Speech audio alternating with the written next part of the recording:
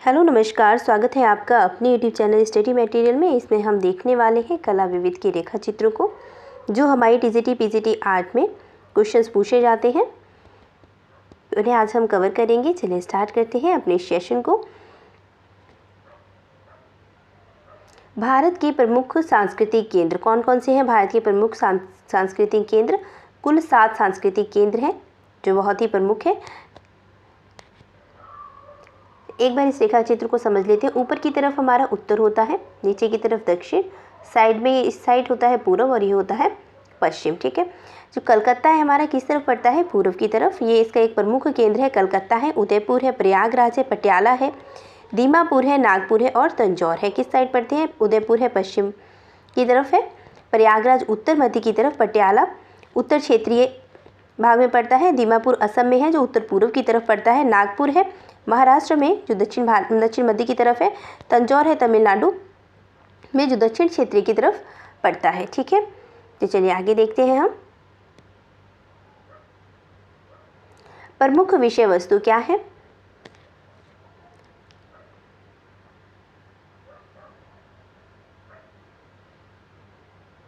जो प्रमुख विषय वस्तु है, ऐतिहासिक काल की विषय वस्तु है, इसकी क्या थी? शिकार थी, आखेट थी, पशु पक्षी थी और मानव थी।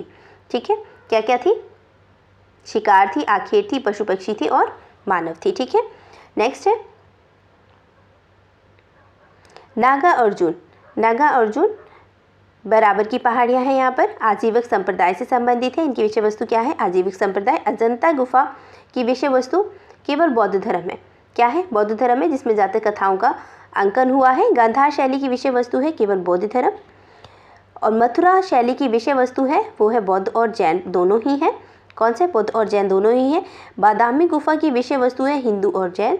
बादामी की क्या है? हिंदू प्लस जैन है। सित्तनवासल की विषय वस्तु अगर पूछी जाती है तो वो कौन सी? जैन धर्म से संबंधित है। बहुत इंपॉर्टेंट प्रश्न है, बहुत बार पूछा जाता है।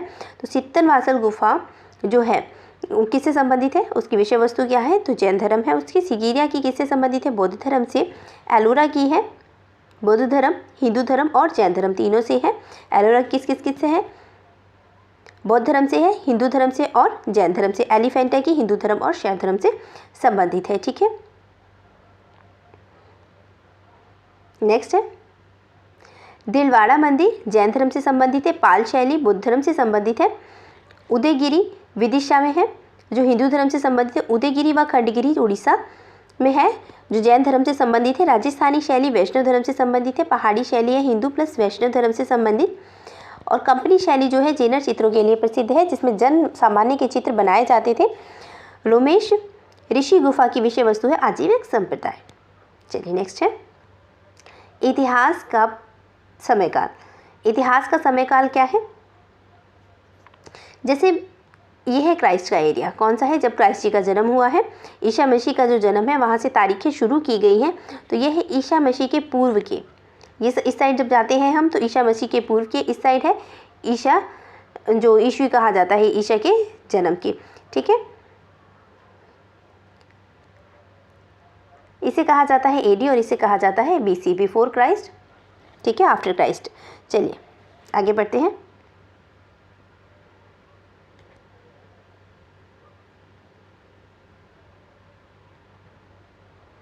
प्राग ऐतिहासिक 30,000 ईस्वी पूर्व से 3,000 ईस्वी पर तक का इसका समयकाल रहा है। कितना समयकाल रहा है? 30,000 ईस्वी पूर्व से 3,000 ईस्वी पूर्व तक का। सिंधु घाटी सभ्यता का जो समयकाल रहा है वो 2500 से लेकर 1750 ईस्वी पूर्व रहा है। और बौद्धिक सभ्यता जो है, बौद्धिक सभ्यता का क्या है? 1500 से लेकर 600 ईस्वी पूर्व तक का समयकाल रहा है। ऋग्वेद 1500 ईस्वी पूर्व के है और जो उत्तर वैदिक काल है, जो ऋग्वैदिक काल है वो है 1500 ईस्वी पूर्व तक का। उत्तर वैदिक काल जो है 1000 से लेकर 6000 ईस्वी पूर्व तक का है। ठीक है, अब इस साइड चलते हैं। अजंता की जो गुफाएं हैं, 1 सेकेंड,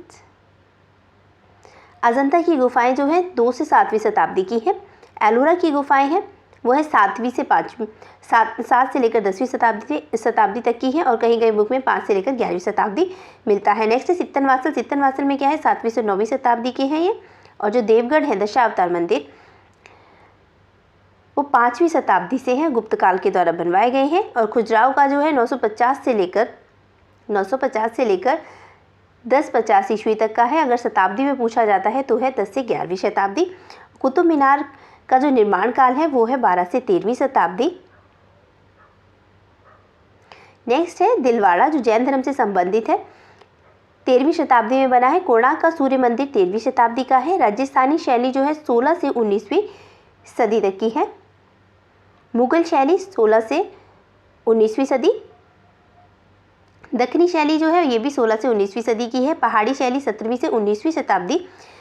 और नेक्स्ट है कंपनी शैली। कंपनी शैली जो है ये है 18वीं से 19वीं शताब्दी। 18वीं के उत्तरार्ध में और 19वीं शताब्दी में ये अपने विकास के चरम पर पहुंची है। कागज़ का चित्रण प्रारंभ हुआ था, कब हुआ था प्राचीन कागज़ का चित्रण? तो 14वीं शताब्दी में प्रारंभ हो गया था। ठीक है। नेक्स्ट है चोलकालीन मूर्तियाँ। चोलकालीन मूर्तियाँ कौन सी है? उमा देवी की एक नटराज मूर्ति मिलती है। जो उमा देवी की मूर्ति है वो है 11वीं शताब्दी पहले की और 11वीं शताब्दी की है, और ये है नटराज की मूर्ति वो है 12वीं शताब्दी की। नेक्स्ट आ जाते हैं सुल्तानगंज से प्राप्त जो कांसे की मूर्ति है वो कब की है? तो वो है 7वीं से 8वीं शताब्दी की। ठीक है। नेक्स्ट है पल्लव में, जो पल्लव काल है वहाँ पर महाबलीपुरम के रथ मंदिर, गंगा अवतरण, भागीरथी की तपस्या और अर्जुन की तपस्या, ये कब के हैं? ये 7वीं शताब्दी के हैं। ठीक है। कहाँ के हैं ये? महाबलीपुरम जो रथ मंदिर है कब के हैं? ये 7वीं शताब्दी के हैं। इस साइड देख लेते हैं मौर्य काल को। मौर्य काल है जो अशोका काल रहा है 300 ईस्वी पूर्व में। यहाँ पर इन्होंने शिलालेख, स्तंभ, स्तूप और दीदारगंज बनवाए हैं। शुंग काल का जो समय है, शुंग काल का समय है 185 से 73 ईस्वी। कुषाण काल का समय है 78 ईस्वी से 103 ईस्वी, जो कनिष्का काल है और कनिष्कों का शासन रहा है यहाँ पर। और बुद्ध मूर्ति है जो वो है चौथी संगति यहाँ पर हुई थी, कुषाण काल में चौथी संगति हुई है। और जोगीमारा गुफा का काल है 300 ईस्वी पूर्व। ये बहुत पूछा जाता है जोगीमारी गुफा का काल, तो याद रखना है आपको 300 ईस्वी पूर्व। अब नेक्स्ट आ जाते हैं स्वर्ण काल पर। स्वर्ण काल जो है भारतीय कला का स्वर्ण काल कब माना जाता है? तो भारतीय कला को जो स्वर्ण काल माना जाता है वो गुप्त काल को माना जाता है। भारतीय कला का दूसरा स्वर्ण काल पूछा जाए तो किसको माना जाता है? मुगल काल को। तो पहला कौन सा था? जो पहला था वो था गुप्त काल। पहला कौन सा था? गुप्त काल था।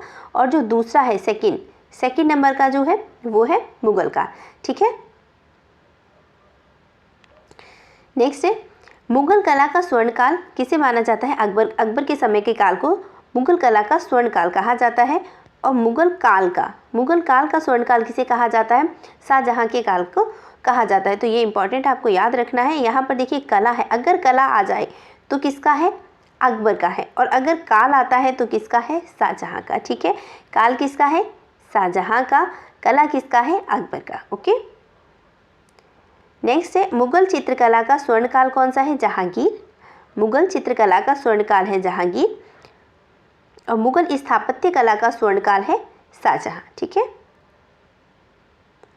नेक्स्ट है हमारा पॉइंट, मुगल संगीती कला का स्वर्ण काल है अकबर के काल को माना जाता है। मुगल संगीती कला का स्वर्ण काल किस काल को माना, किस शासन काल में माना गया है? अकबर के शासन काल में माना गया है। मुगल साहित्य का स्वर्ण काल भी अकबर के समय का ही माना गया है। ठीक है।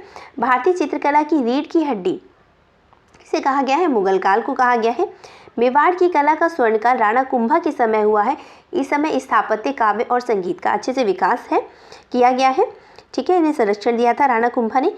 नेक्स्ट है मेवाड़ की चित्रकला का स्वर्णकाल माना जाता है जगत सिंह को। जयपुर शैली का स्वर्णकाल है सवाई प्रताप के समय का। राजस्थान की बीकानेर शैली का स्वर्णकाल है अनूप सिंह। बूंदी शैली स्वर्णकाल है राजा उमेद सिंह के समय का। कोटा शैली का स्वर्णकाल है राजा उमेद सिंह। किशनगढ़ शैली का है सावंत सिंह नागरीदास के समय का है।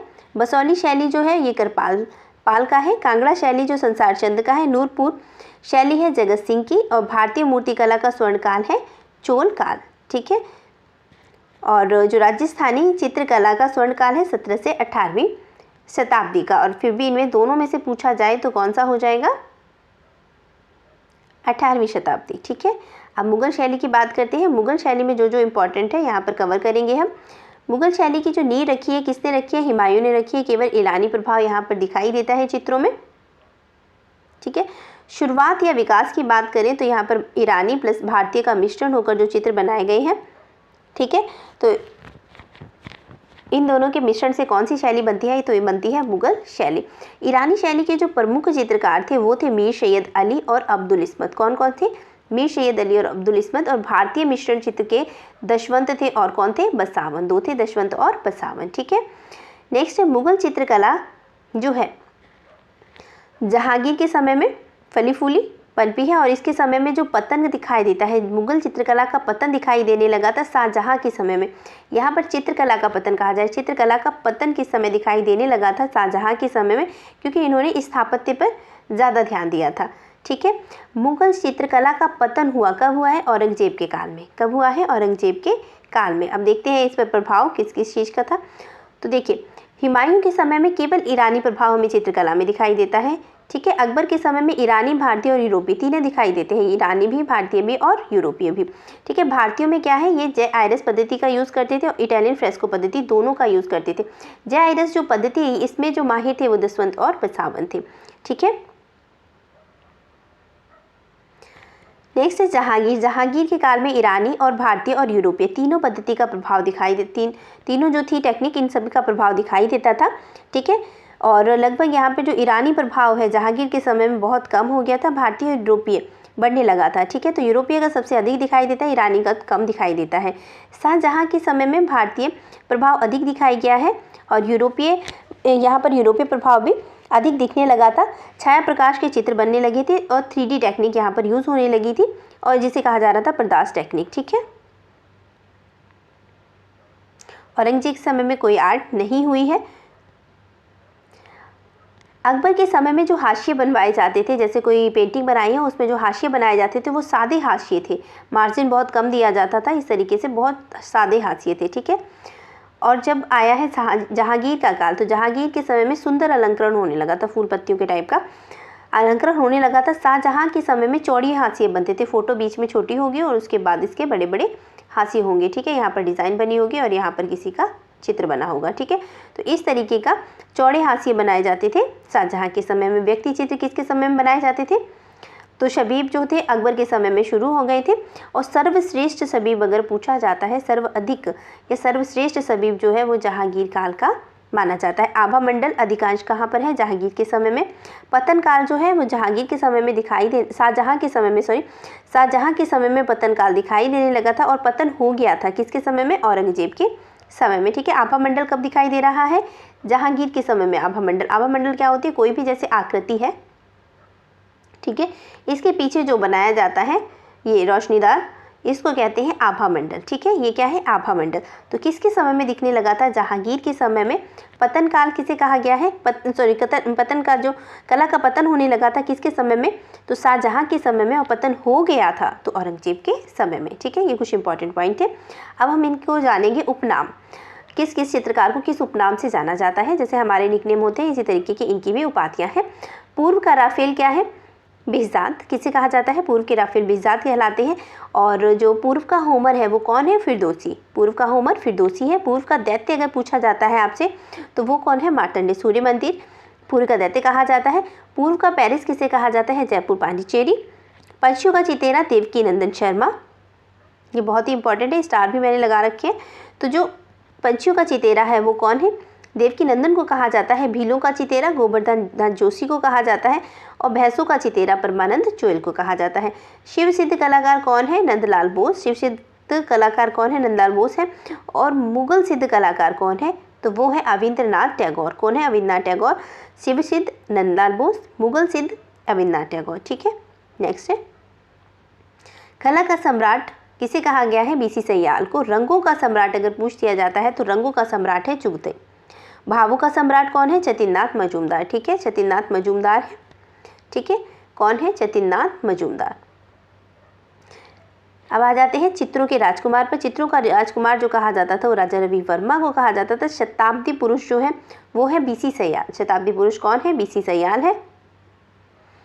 कैलेंडर आर्टिस्ट जो है हुसैन और राजा रवि वर्मा। रचनात्मक कलाकार है रविन्द्रनाथ टैगोर। प्रयोगात्मक कलाकार है गगनेन्द्र नाथ टैगोर। वैष्णव सिद्ध संत या सिद्ध कलाकार कौन है? वैष्णव सिद्ध कहें, संत कहें या सिद्ध कलाकार कहें, कौन है? छतिन्द्रनाथ मजूमदार। कौन है? छतिन्द्रनाथ मजूमदार। अभी हमने यहाँ भी पढ़ा था, छतिन्द्रनाथ मजूमदार क्या कहे जाते हैं? भावों के सम्राट भी कहे जाते हैं। ठीक है, अब आ जाते हैं रेखा कलाकार। रेखा कलाकार के नाम से जाने जाते हैं के हैबर। भारतीय कला का पैगंबर किसे कहा जाता है? तो यामिनी राय को कहा जाता है। ठीक है, ब्रिटिश सरकार द्वारा इन्हें राय की उपाधि दी गई थी। किसके द्वारा दी गई थी? ब्रिटिश सरकार के द्वारा इन्हें राय की उपाधि दी गई थी। भारत का पिकासो किसे कहा जाता है? यामिनी राय को कहा जाता है और हुसैन को भी कहा जाता है। ठीक है, तो दोनों ही हैं, भारत के पिकासो के नाम से जाने जाते हैं यामिनी राय और हुसैन। ठीक है, रंगों का जादूगर किसे कहा जाता है? रंगों का जादूगर है निकोलस रॉकिक। ठीक है, रंगों का जादूगर कौन है? निकोलस रॉकिक है। Master of the mountain Nicholas Roerich. Babu Moshai किसे कहा जाता है? नंदलाल बोस को बाबू मोशाई के नाम से जाना जाता है। मनीदा क्या है? के.जी. सुब्रमण्यम। रंगवादी कलाकार कौन है? रज्जा किशन आरा। दत्तू भैया के नाम से देवी लालीकर जाने जाते हैं। ठीक है, शिल्प गुरु या कला गुरु अविनाश टैगोर। भारतीय आधुनिक पॉप कलाकार जो है वो है भूपेन खक्कर। अब देखते हैं जैन तीर्थंकर के बारे में। जो जैन तीर्थंकर हैं इनके प्रतीक चिन्ह प्रथम तीर्थंकर जो है ऋषभदेव रहे हैं। 22वें कौन है? नेमिनाथन। 23वें पार्श्वनाथ और 24वें महावीर। बस इतने ही आपको याद करने हैं। प्रथम आपको याद ही होंगे, ऋषभदेव से लास्ट में आपको पता होंगे। बस दो याद रखने हैं आपको, नेमिनाथन और पार्श्व। अब इनके कलर देख लेते हैं। जो तीर्थंकर प्रथम है ऋषभदेव जी का स्वर्ण रंग, नेमिनाथन जी का काला, पार्श्वनाथ का नीला और महावीर स्वामी का पीला रंग है। ठीक है, नेक्स्ट है भारतीय कला में उल्लेखित कलाकार कौन कौन से हैं? ऐतिहासिक, शैल चित्र, आदिमानव, द्वार में कौन कौन से देखिए चित्र दिखते हैं, क्या क्या दिखता है आगे देखते हैं। इंडस सिविलाइजेशन जिसे सिंधु घाटी सभ्यता के नाम से भी जाना जाता है। यहाँ जो चित्रित मृद भांडों पर हमें चित्र मिले हैं, मूर्ति मिले हैं और वास्तु मिले हैं। ठीक है, नेक्स्ट है वैदिक सभ्यता जिसमें रामायण और महाभारत की रचना हुई है। सीता की स्वर्ण प्रतिमा किसके द्वारा बनाई गई थी? मैं नामक जो मूर्तिकार थे मैं नामक, उनके द्वारा बनाई गई है। ठीक है, तो याद रखना है आपको, सीता की जो स्वर्ण प्रतिमा किसके द्वारा बनाई गई है? मैं नामक। ये पूछा जाता है सीता की स्वर्ण प्रतिमा किसने बनाई थी? तो मैं नामक मूर्तिकार ने बनाई थी। अब आ जाते हैं महाभारत। महाभारत में राजकुमार अनिरुद्ध का चित्र मिलता है, किसके द्वारा बनाया गया? चित्रलेखा के द्वारा बनाया गया है। घोड़े का चित्र सत्यवान के द्वारा। युधिष्ठिर की सभा का डिजाइन किसने किया था? तो मैसूर ने किया था। स्वर्ण की प्रतिमा किसने बनाई थी? मैं नामक ने बनाई थी। ठीक है, मैंने बनाई थी और ये मैसूर है। बात है चित्रसूत्र। चित्रसूत्र जो है नारायण मुनि ने उर्वशी का चित्र आम के रस से बनाया था। ठीक है, किसने बनाया था? नारायण मुनि ने बनाया था। उर्वशी का चित्र आम के रस से बनाया था। चित्र लक्षणम में हमें दिखती है कला के बारे में। यहाँ नग्नजीत भयजीत ने बालक का चित्र बनाया था। मौर्य काल में जो वास्तुकार रहे हैं वो महागोविंद रहे हैं। जोगीमारा गुफा जो देवीदास सतनुका ने यहाँ चित्र बनाए हैं। शुंग काल में बरहुत स्तूप, जहाँ पर इनका कोई भी नाम नहीं मिलता है, जो किसने बनाया है किसने नहीं। कुषाण काल मथुरा गांधार बुद्ध भिक्षु, यहाँ पर भी जो भी चित्र बनाए गए हैं कोई भी नाम नहीं मिलता है। गुप्त काल में भी वही है, अजंता बौद्ध भिक्षु, यहाँ पर भी कोई भी नाम मेंशन नहीं है। पल्लव में द्रविड़ शैली महाबलीपुरम रथ मंदिर, गंगा अवतरण मूर्ति मंदिर, शोर मंदिर, यहाँ पर भी कोई भी मेंशन नहीं है कि किसके द्वारा ये बनाया गया है। चोल मंदिर, बृहदेश्वर, कांस्य या नटराज शिव, कालिया और उमा पार्वती की मूर्ति मिलती है। इनके पीछे भी कोई भी नाम मेंशन नहीं है। चालुक्य में अजंता बादामी गुफाएं आ जाती हैं। और पाल शैली जो है, पाल शैली में लघु चित्र में पोथी चित्रण हुआ है, बौद्ध भिक्षुओं द्वारा किया गया है। यहाँ पर भी उन्होंने किसी भी नाम का अंकन नहीं किया है और ना ही जैन शैली में किया है। आगे आ जाते हैं राजस्थानी शैली। राजस्थानी शैली जो है, राजस्थानी शैली मेवाड़, मारवाड़, हड़ौती और ढूंढार, ये जो मैंने ये यहाँ पर मेंशन किया है ये बहुत ही शॉर्ट में है। इसकी आप मेरी वीडियो देख सकते हैं, वहाँ पर पूरी राजस्थानी कवर की गई है, अच्छे से आपको समझ में आ जाएगा। ठीक है, तो यहाँ से आगे चलते हैं। अली हसन रजा, अली रजा और हसन रजा बीकानेर शैली से संबंधित है, चित्रकार है ये। कबला और इलायची, कबला और इलायची किसवें नाथ द्वारा शैली के हैं। और बैजनाथ और बगता किस शैली के चित्रकार हैं? देवगढ़ शैली के। बैजनाथ और बगता किस शैली के हैं? देवगढ़ के। निहाल चंद्र और अमर चंद्र किसके हैं? किशनगढ़ शैली के चित्रकार हैं। शहाबुद्दीन जो और मनोहर किसके हैं? मेवाड़ के। साहिब राम और साहिब सिंह किसके हैं? जयपुर के। मोहन उत्कल राम बूंदी के हैं। डालू राम किसके हैं? कोटा रागमाला के। ठीक है, अब देख लेते हैं कौन कौन सी इंपॉर्टेंट कढ़ाई है। गोटापट्टा राजस्थान की फेमस है। फुलकारी पंजाब हरियाणा की है। चिकन करी लखनऊ की है। कसीदा जम्मू कश्मीर की है। कांथा पश्चिम बंगाल की। चंबा रुमाली कार्य की। सुजनी बिहार की है। पिपली उड़ीसा की है। ठीक है, बौद्ध संगतियाँ, जो बौद्ध संगतियाँ हुई हैं वो प्रथम हुई है राजगृह में। किसके शासनकाल में? अजातशत्रु के शासनकाल में हुई है। अध्यक्षता किसने की थी? महाकश्यप ने। द्वितीय वैशाली में हुई है। पहली राजगृह में, द्वितीय वैशाली में हुई है। शासनकाल था तब कालाशोक का। और किसकी अध्यक्षता में हुई है? सबकाकी की। तृतीय पाटलिपुत्र में अशोक के काल में हुई है। यहाँ पर जो अध्यक्षता की थी इसकी मोगलीपुत्र तिष्य ने की थी। और यहाँ पर जो चतुर्थ हुई है, चतुर्थ बौद्ध संगति हुई है कुंडवन में हुई है। किसके काल में? कनिष्क के काल में। और जो अध्यक्षता की थी वह सुमित्र ने की थी। ठीक है, प्रतीक चिन्ह देखेंगे। प्रतीक जो है बुद्ध के गर्भ में आने का प्रतीक किसे माना जाता है? सफेद हाथी को माना जाता है। बुद्ध के जन्म का प्रतीक है कमल और पद्म। बुद्ध के यौवन का प्रतीक है सांड और बैल। गृह त्याग है घोड़ा। ज्ञान प्राप्ति पीपल। ज्ञान प्रसार का प्रतीक है सिंह। और महापरिनिवारण का, ये कट गया है थोड़ा, महापरिनिवारण लिखा हुआ है। महापरिनिवारण का जो प्रतीक है वो स्तूप को माना जाता है। ठीक है, महापरिनिवारण का प्रतीक किसे माना जाता है? स्तूप को माना जाता है। ठीक है, अब देखते हैं इनकी प्रमुख घटनाएं कौन कौन सी हैं। जो बुद्ध का गृह त्याग है उसे क्या कहा जाता है? तो महाभिनिष्क्रमण कहा जाता है। ठीक है, बुद्ध को जो ज्ञान प्राप्ति हुई थी संबोधि, ये निर्वाण कहा जाता है। संबोधि और निर्वाण कहा जाता है। बुद्ध द्वारा दिए गए प्रथम उपदेश कौन से हैं? धर्मचक्र परिवर्तन, सारनाथ, बुद्ध मृत्यु की घटना, महापरिनिवारण, सुभद्र के अंतिम उपदेश यहीं पर दिया। अच्छा, सुभद्र को इन्होंने महापरिनिवारण जब था, देखिए बुद्ध की मृत्यु की घटना क्या कहलाती है? महापरिनिवारण। तो इन्होंने सुभद्र को अंतिम उपदेश दिया था। कहाँ पर? कुशीनगर में। ठीक है, अब देखते हैं प्रमुख शब्दावली। ड्राइंग ब्रशिंग क्या कहलाती है? जल रंग में जल की मात्रा को कम करना। ठीक है, ये क्या कहलाती है? Dry brushing. त्वरित चित्रण, शीघ्रता से किया गया रेखांकन, स्केच भी कहलाता है। डिपर क्या है? तेल रखने का पात्र होता है। इस तरीके से, 1 सेकेंड, इस तरीके से ये जो पैलेट होती है, यहाँ पर जो बड़ा सा गोल चक्कर बना हुआ इसको कहते हैं डिपर। ठीक है, यहाँ तेल रखने का पात्र होता है। मह स्टिक, कैनवास पर कार्य करते समय हाथ को जो टिकाने वाली स्टिक होती है वही कही जाती है मह स्टिक। स्टिक का मतलब भी होता है छड़ी। ठीक है, चियोरोस्कोरो क्या है? छाया प्रकाश तकनीक। चियोरोस्कोरो या चियोरोस्कोरो कहलाती है छाया और प्रकाश की टेक्निक। सैंगुइन क्या है? रेखांकन हेतु प्रयुक्त लाल रंग का चौक। भास्कर्य विधि क्या है? उत्कीर्ण विधि है। टचाई टकाई क्या है? पत्थरों को टाकना।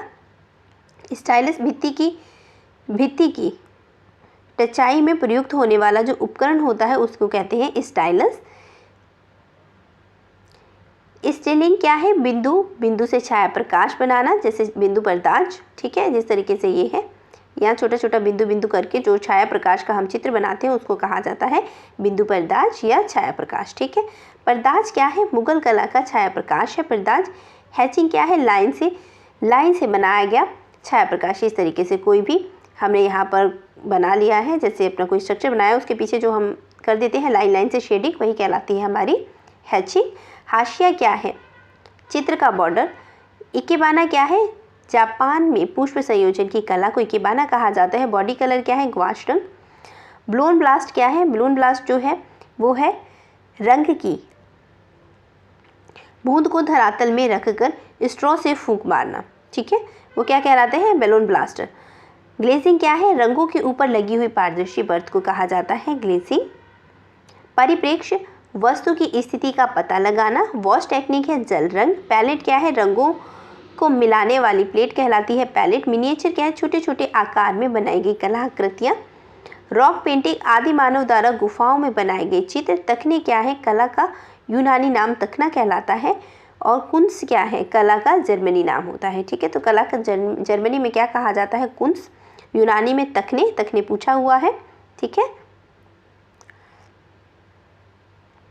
लिंसीड ऑयल जो है वो तेल माध्यम होता है। तारपीन जो है रंगों को पतला करने के लिए यूज़ किया जाता है। किससे बनाया जाता है? चीड़ के पेड़ से प्राप्त होने वाली लिसा से बनाया जाता है। एचपी का मतलब क्या होता है? हार्डनेस और ब्लैकनेस। ठीक है। फिल्बर्ट क्या है? फिल्बर्ट गोल किनारे वाली तुलिका होती है, इस तरीके का जो ब्रश होता है हमारा वो होता है फिल्बर्ट। फिरका क्या है? एल्बम होती है कंपनी शैली की, जो छोटे छोटे चित्र बना के रखे जाते थे, वही है एल्बम। फिरका। मुरक्का क्या है? एल्बम जो मुगल शैली की है, कंपनी शैली की एल्बम है फिरका। ठीक है। फिरका फिरंगी से भी याद रख सकते हैं। ठीक है। तो मुरक्का जो है एल्बम मुगल शैली की है। वसली जो है कागज़ को कहा जाता है, जो इंग्लैंड और जापान से आता था। लेपुस लाजी नीला रंग का पत्थर होता है, नीले रंग का पत्थर जो ईरान और अफगानिस्तान से आयात किया जाता था। खटाई व गौनी क्या है? कागज़ की है, जो चीन के खट्टा नगर में बनाया गया था, इसीलिए उसका नाम पड़ा था खटाई। कलम क्या है? तुलिका, ब्रश, शैली। ठीक है। इसको क्या कहा जाता है? कलम कहा जाता है। फिक्सेटिव क्या है? घोल। फिक्सेटिव क्या होता है? घोल होता है जो पेस्टल रंगों को फिक्स करने का काम करता है। और स्वर्णिम विभाजन अनुपात यूनानी ग्रीक ने दिया था। किसने दिया था? यूक्लिड ने दिया था स्वर्णिम विभाजन। रिलीफ क्या है? सिक्कों में उभरा हुआ पार्ट, वो क्या कहलाता है? रिलीफ, मतलब उभरा हुआ पार्ट कहा जाता है। सिक्के में आप देख सकते हैं उसमें जो छोटे से ऊपर आकृति उभरी हुई बनी होती है वही रिलीफ होती है। कुलास क्या है? कागज़ की कतरन से बनाया गया चित्र। ठीक है। छोटे छोटे जो कागज़ की कतरन होती है उससे बनाया गया चित्र होता है। ओरिगामी क्या है? कागज़ को मोड़कर कलाकृतियाँ बनाना। ठोस रंग क्या है? पेस्टल और मोम रंग होते हैं। तटस्थ रंग काले व सफ़ेद। मोनोक्रोम एक ही रंग की विभिन्न तान से बनाया गया चित्र होता है। कुंडे क्या है? भित्ति के ताजे प्लास्टर को कुंज कहा जाता है। टेराकोटा मिट्टी के पात्र को आग में पकाना, पकी मिट्टी की मूर्ति बनाना टेराकोटा कहलाता है। पोत क्या है? धरातल है। पोत को धरातल, वयन और टेक्सचर भी कहा जाता है। ठीक है। पोत को क्या कहा जाता है? वयन और टेक्सचर और धरातल भी कहा जाता है। तान क्या है? टोन कहलाती है, हल्कापन या गहरापन। ठीक है। और लावण्य क्या है? बाह्य सौंदर्य का व्यंजक होता है। किसी भी चीज़ को थोड़ा और सुंदर बनाने के लिए बाहरी चीज़ों की आवश्यकता, जैसे स्त्री का गहनों का पहनना। मानव आकृति ताल कितनी होती है? एक सिर जो होती है 12 अंगुल का होता है। पाक कला क्या है? भोजन पकाने की कला से संबंधित होता है। काशीदरी और चिकनकारी किससे संबंधित है? कपड़े की डिज़ाइन से संबंधित है। ठीक है। प्रमुख आर्ट गैलरी कौन कौन सी है? कैमोल्ड आर्ट गैलरी कहाँ पर है? मुंबई में। बडेरा आर्ट गैलरी कहाँ है? दिल्ली में। मार्बल आर्ट गैलरी है अहमदाबाद में। महात्मा गांधी कला वीथिका है इलाहाबाद में। गैलरी थ्रेशोल्ड कहाँ पर है? नई दिल्ली। रुचिका आर्ट गैलरी गोवा में। NID अहमदाबाद में। और निफ्ट कहाँ पर है? National institute of fashion technology new Delhi. Victoria memorial hall कहाँ पर है? कलकत्ता में। डोगरा आर्ट गैलरी कश्मीर में है। सलारगंज संग्रहालय हैदराबाद भारत का सबसे बड़ा और प्राचीन है। भारतीय संग्रहालय कलकत्ता में। रजा लाइब्रेरी है रामपुर में। जहांगीर आर्ट गैलरी कहाँ पर है? मुंबई में। चंडीगढ़ रॉक गार्डन कहाँ पर है? चंडीगढ़ में। मध्य प्रदेश कला परिषद भोपाल में। देवी लालीकर कला वीथिका कहाँ है? इंदौर में। भारतीय फिल्म एवं टेलीविज़न संस्थान कहाँ पर मिलता है? पुणे में है। कहाँ पर है? पुणे में। चित्रकूट आर्ट गैलरी है कलकत्ता में। धूमिल आर्ट गैलरी है दिल्ली में। जामनी राय गैलरी कलकत्ता में। आकार प्रकार गैलरी कहाँ पर है? कलकत्ता में। ठीक है। अब हम देख लेंगे इम्पॉर्टेंट बुक्स, किस किसने कौन कौन सी बुक लिखी है, ये बहुत इंपॉर्टेंट है, तो ध्यान से याद रखिएगा, सुनिएगा।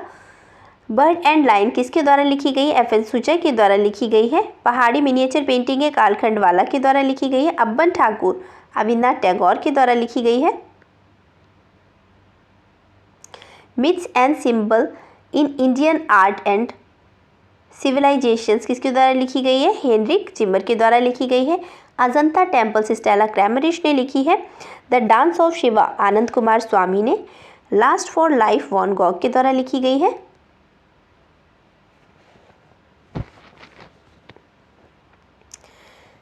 नेक्स्ट है भारतीय चित्रकला पद्धति शैलेंद्रनाथ डे की है। भारतीय शिल्प के षडंग है Avinash Tagore. Meaning of art है Herbert Read. Principle of art लिखी गई है कलिंगवुड के द्वारा। प्री हिस्टोरिक इंडिया लिखी गई है स्टुअर्ट पिगार्ट के द्वारा। ये दोनों बहुत इंपॉर्टेंट हो जाती है। Prehistoric India Stuart Piggott. Prehistoric painting किसकी है? बाटिक, बहुत बार पूछी गई है। विजन एंड डिज़ाइन किसके द्वारा लिखी गई है? रोजर फ्राई के द्वारा। अजंता म्यूरल अजीत घोष के द्वारा। बुद्ध की छवि की उत्पत्ति आनंद कुमार स्वामी के द्वारा लिखी गई है। आइडियल्स ऑफ ईस्ट ओकाकुरा काकुजो किसके द्वारा लिखी गई है? ओकाकुरा काकुजो। चित्रकला के अग्रदूत आनंद कुमार स्वामी के द्वारा लिखी गई है। चित्रकला के अग्रदूत किसके द्वारा लिखी गई? आनंद कुमार स्वामी। राजपूत पेंटिंग आनंद कुमार स्वामी के द्वारा। Master pieces of Rajput painting किसके द्वारा लिखी गई है? ओसी गांगुली के द्वारा। हिमालयन आर्ट लिखी गई है जेसी फ्रेंच के द्वारा। कांगड़ा पेंटिंग है वीजी आर्चर के द्वारा। डब्ल्यूजी आर्चर के द्वारा। कांगड़ा पेंटिंग किसके द्वारा लिखी गई है? डब्ल्यूजी आर्चर के द्वारा। हिमालयन आर्ट किसके द्वारा लिखी गई है? जेसी फ्रेंच के द्वारा। कालीघाट पेंटिंग किसके द्वारा लिखी गई है? डब्ल्यूजी आर्चर के द्वारा लिखी गई है। और बसौली पेंटिंग जो है एमएस रंधवा के द्वारा लिखी गई है। बूंदी चित्रकला है कार्ल खंडवाला के द्वारा लिखी गई बुक है। और हिंदू एवं बुद्ध के मिथक किसके द्वारा लिखी गई है? सिस्टर निवेदिता के द्वारा। ठीक है, ये भी बहुत बार पूछी गई है। हिंदू एंड बुद्ध के मिथक किसके द्वारा लिखी गई है? सिस्टर निवेदिता के द्वारा। नेक्स्ट है रॉक टेम्पल ऑफ अजंता किसके द्वारा लिखी गई? जेम्स वर्गीस के द्वारा। भारतीय चित्रकला Vajpayee Gairola. Temples of India books लिखी गई है जेम्स फर्ग्यूसन के द्वारा। Art of the bird Herman Goetz के द्वारा। किशनगढ़ पेंटिंग एरिक डिक्सन के द्वारा लिखी गई है। कांगड़ा पेंटिंग और लव किसके द्वारा लिखी गई है? एमएस रंधवा के द्वारा। आर्ट एवं आर्किटेक्चर्स ऑफ बीकानेर किसके द्वारा लिखी गई है? हरमन वेट्स के द्वारा। भारतीय कला है वासुदेव शरण अग्रवाल के द्वारा लिखी गई है। ठीक है, तो इसमें से जो इम्पॉर्टेंट है एक बार मैं नोट कर देती हूँ, बाकी तो सभी इम्पॉर्टेंट है लेकिन बहुत ही मोस्ट इम्पॉर्टेंट है उस पर मैं टिक कर देती हूँ, वो आपको बहुत अच्छे से याद रखनी है। एक तो Pahari miniature painting, Ajanta temples और the dance Shiva, lust for life, भारतीय शिल्प के षडंग, ये तो बहुत ही इंपॉर्टेंट है, भारतीय शिल्प के षडंग, प्री हिस्टोरिक इंडिया और प्री हिस्टोरिक पेंटिंग,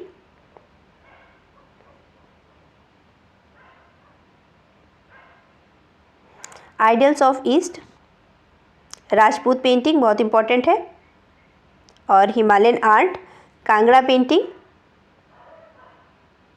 बूंदी चित्रावली कार्ल खंडवाला के द्वारा लिखी गई है, और हिंदू एवं बुद्ध के मिथक, ये सिस्टर निवेदिता की बुक पूछी जाती है। नेक्स्ट आ जाते हैं आगे भारतीय चित्रकला और किशनगढ़ पेंटिंग एरिक डिक्सन के द्वारा लिखी गई है, ये भी बहुत पूछी जाती है। ठीक है, और art and architecture Bikaner Hermann Goetz के द्वारा, ये पूछी गई है, ज़्यादा बार तो नहीं पर ये भी पूछी गई है। और rock temples of Ajanta James Varghese, ये आपको बिल्कुल नहीं छोड़नी है, बाकी मैं ये नहीं कहूँगी कि आपको सब नहीं पढ़नी है, सारी पढ़नी है आपको, ये बहुत ही इंपॉर्टेंट है, इन्हें बहुत अच्छे से आपको याद कर लेना है, बहुत बार रिपीट हुई है ये। अब आ जाते हैं अकादमिक शैली के कलाकार कौन से हैं? सुखवीर सिंह सिंगल, ललित मोहन सेन और बद्रीनाथ आर्य, ये हैं हमारे अकादमिक शैली के कलाकार। अब देखेंगे हम दृश्य चित्रकार कौन कौन है? दृश्य चित्रकार जो हैं सुखवीर सिंह सिंगल, सतीश चंद्र, मदन लाल नागर, वीरेश्वर सेन, सैयद हैदर रजा और राम कुमार। दृश्य चित्रकार कौन कौन से हैं? सुखवीर सिंह सिंगल, सतीश चंद्र, मदन लाल नागर, वीरेश्वर सेन और सैयद हैदर रजा, और लास्ट में कौन है? राम कुमार। वास्तु शैली के कलाकार कौन कौन है? वास्तु शैली के जो कलाकार हैं बद्रीनाथ आर्य, सुखवीर सिंह सिंगल, नलिनी कुमार मिश्र, हरिहर लाल मेड़ हैं, और राजस्थान के कौन है? ये राम जायसवाल, ये भी वास्तु शैली से संबंधित है। ठीक है, तांत्रिक कलाकार बहुत बार पूछे जाते हैं, तांत्रिक कलाकार भाई कौन कौन थे, ये सभी देख लीजिए आज आप, तांत्रिक कौन कौन है। तांत्रिक हैं जे.आर. संतोष, जो बहुत इंपॉर्टेंट है, बहुत बार पूछे गए हैं, जे.आर. संतोष, और एक है जहांगीर साबरीवाला, के.सी.एस. पन्नीकर, जगदीश स्वामीनाथन, ठीक है, ये कला समीक्षक भी रहे हैं जगदीश स्वामीनाथन, और आचार्य रामचंद्र शुक्ल। नेक्स्ट है केशव मलिक, रतिन परमू, प्रयाग शुक्ल और ज्योतिष जोशी, ये सभी तांत्रिक कला से संबंधित हैं। ठीक है, तो इतने ही थे जो विविध के प्रश्न थे, इससे बहुत सारे आपके क्वेश्चंस कवर हो जाएंगे। लगभग 10 से 20 क्वेश्चन यहाँ से बनते ही बनते हैं, तो एक बार इसे अच्छे से याद कर लीजिएगा। मैंने बहुत ही शॉर्ट में समझाने की कोशिश की है जिससे आपकी समय की बचत हो और टाइम से आप रिवीजन कर सकें। ठीक है, तो एक तरीके की ये रिवीजन क्लास है। अगर अच्छी लगे तो लाइक शेयर सब्सक्राइब जरूर कीजिएगा और शेयर ज़्यादा कीजिएगा, ठीक है, ताकि सब लोग इसे देख सकें। थैंक यू सो मच, मिलते हैं नेक्स्ट वीडियो में, तब तक के लिए धन्यवाद। Thanks everyone.